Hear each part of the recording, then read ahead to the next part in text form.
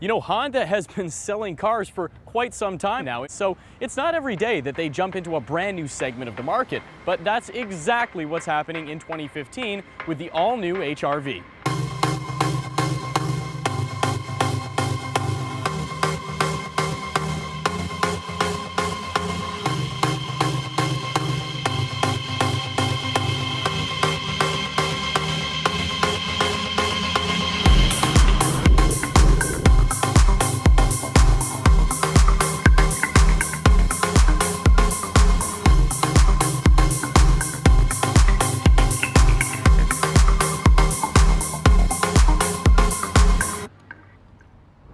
Okay, so by now you're probably wondering what the heck an HR-V is, and to make things simple, it's a new crossover for Honda that sits below the CR-V in the company's lineup.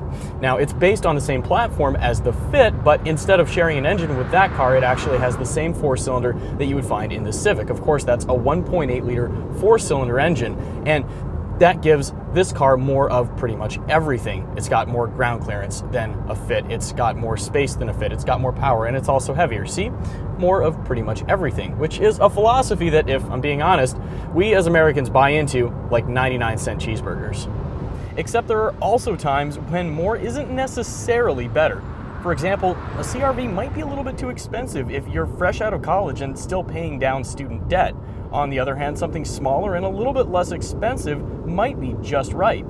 Honda certainly hopes so, and they aren't the only ones, because there's also the Nissan Juke and the Chevy Trax, as well as the upcoming Mazda CX-3, to name just a few of the cars in the segment. But subcompact crossovers are still new enough in America to be largely undefined, and Honda hopes to change that. I've got a feeling they're going to be able to do it. Alright, so before we go any further, there are a couple of things we need to get straight. One, the HR-V is not powerful. You need to know that before you get into it, because frankly, it might be a little bit of a surprise otherwise. Thing is, you know, the 1.8-liter engine makes 141 horsepower, and that's enough, but only just. And number two, forget about the manual transmission. Yes, it's a Honda. Yes, they make some of the most entertaining manual transmissions on the market, but no, you don't want it. Honestly, the CVT does a much better job of extracting power from the little engine that this car has to work with.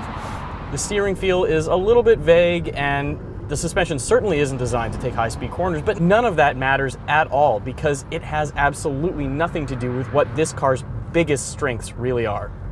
Instead, it offers some of the most pragmatic pieces of automotive engineering in the industry. Regardless of which trim you take, the HR-V comes with the same innovative magic seats that the Fit gets. Basically, the second row seat cushions can flip up to accommodate taller cargo, while the seat backs can fold flat to create a large and very usable load floor. With the second row of seats fully in place, you have 24.3 cubic feet of cargo carrying capacity, which, for reference, is 30% more than the Chevrolet Trax. Once you do start folding the seats, that cargo capacity grows to a segment-busting 58.8 cubic feet that I can't imagine any of the HR-V's competitors topping anytime soon. Perhaps best of all, the second row seat is still large enough and spacious enough to accommodate a full-size adult, while somebody who's at least 6 feet tall is in the driver's seat. If you pay for the mid-grade EX trim, you get Honda's Lane Watch camera, and I've talked about that plenty of times before, but just to recap, it uses a camera on the right-hand side view mirror, and it gives you a wider angle view that's projected onto the touchscreen that is also packaged with the EX trim. Now, that's important for a couple of reasons. One, it gives you a wider angle view, so if you live in a city where cyclists are common, it makes spotting them before you make a turn much, much easier. But even if that's not an issue for you, it's still really useful, because if you have somebody riding shotgun, it means that even if they're sitting in an inconvenient location, you can still see to your right-hand side view mirror regardless of where they are. One of the other things that you get with the EX trim level is display audio. Again, that's something that's becoming common across most Honda vehicles, but it's pretty cool because what it allows you to do is power the navigation system in the car through your smartphone, so you don't actually have to pay for the EXL with navigation trim, which is the most expensive version of the HR-V. Now, that does require you to use a proprietary extra cost app on your cell phone that you have to buy from Honda, but it's still a lot less expensive than paying for the top tier trim. On the other hand, if you do go for the EXL with navigation, you get niceties like leather trimmed seats and roof rails, not to mention built-in navigation.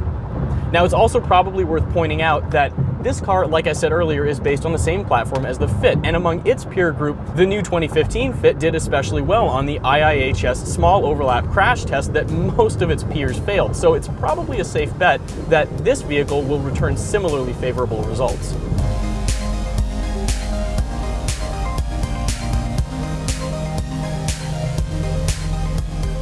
The Honda HR-V is kind of like buying term life insurance in your 20s. Let me explain. Now, it's not the most stylish thing you could do with your cash, but hey, it's got some very affordable premiums and it's likely to be beneficial to you in the long run. If you're in the market for an affordable crossover, this is one vehicle that you simply can't afford to ignore.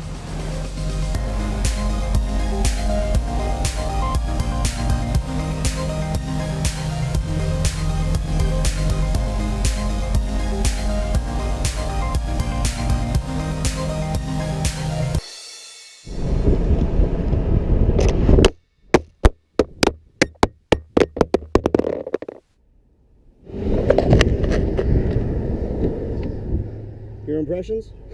Holy shit.